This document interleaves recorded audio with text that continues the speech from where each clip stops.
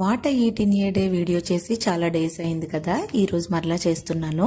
And morning బ్రేక్ఫాస్ట్కి పెసరనొక ఉప్మా అయితే prepare చేశాను. అండ్ దాంట్లోకి కొన్ని కార్న్ చిప్స్ కూడా యాడ్ చేసుకున్నాను.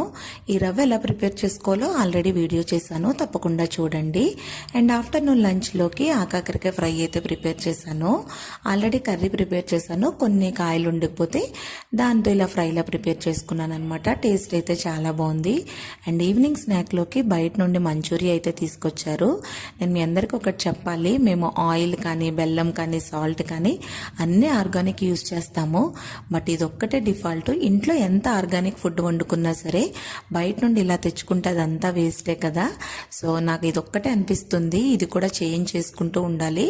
అండ్ ఈవినింగ్ అలా సరదాగా టెంపుల్కి అయితే వెళ్ళాము. సాటర్డే అయిందనమాట. సో అందుకే వెంకటేశ్వరం టెంపుల్తో పాటు ఇక్కడికి కూడా వచ్చి దర్శనం చేసుకున్నాము.